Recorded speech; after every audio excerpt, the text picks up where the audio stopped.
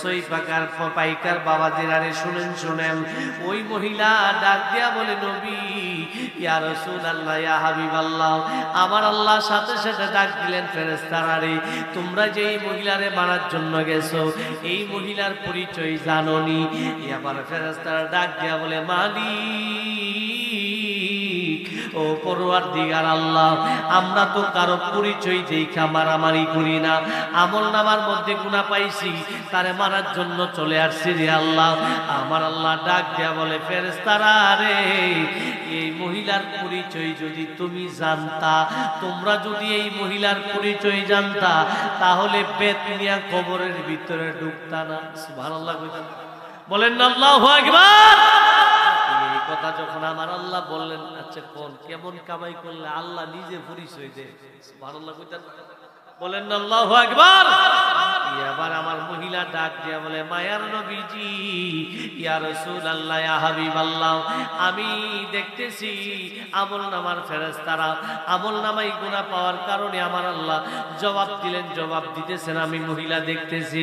আমার আল্লাহ ডাক দিয়া বলে, ফেরেশতারা রে তার আমল নামার মধ্যে গুনাহ পাওয়ার কারণে তোমরা তারে মারার জন্য যাইতেছো, এই মহিলার একটা এমন পরিচয় আছে, যেই পরিচয়টা এমন একটা পরিচয়, তামাম দুনিয়ার পরিচয় এক পাল্লায়, একটা পরিচয় এমন একটা পরিচয়, যেই পরিচয়টা এক পাল্লায় রাখলে তামাম জগতের পরিচয়ের পাল্লা থেকে এই পরিচয়ের পাল্লাটা ভারী হয়ে যাবে। চিৎকার মেরে বলুন আল্লাহু আকবার।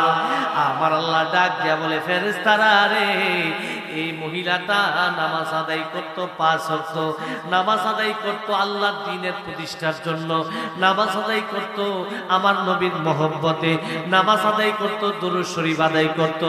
শুধু তাই নয়, রাত্র যখন সকলে গভীর হয়ে যাইত, সকলে যখন নামাজ আদায় করে মসজিদ থেকে চলে যাইত, এই মহিলাটা নিজের শরীরের কাপড় দিয়া আমার মায়ার নবী রাহমাতুল লিল আলামিনের মহব্বতে মসজিদে নববীটা ঝাড়ু দিত আর নবীর প্রেমে গুনগুনায়া গান গাইতো, আমার নবীর প্রেমের গজল গাইতো আর মসজিদে নববীরা ঝাড়ু দিত। ও ফেরেশতারা রে,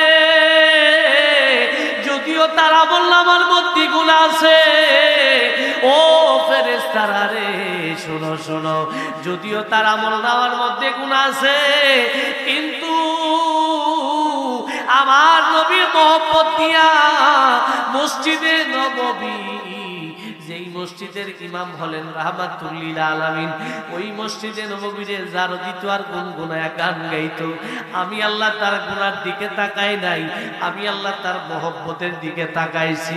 ও ফেরেশতারা রে, আমি আল্লাহ এই জন্য তার সারা জীবনের আমল এক পাল্লাই রাখলাম, আমার দুজাহানের বাদশা নবী রাহমাতুল লিল আলামিনের মহব্বতের পাল্লাটা আরেক দিকে রাখলাম।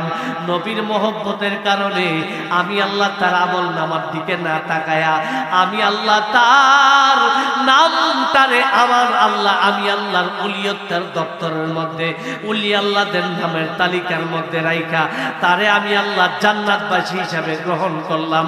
চিৎকার মেরে বলুন আল্লাহু আকবার। বলেন ইয়া রাসূলুল্লাহ।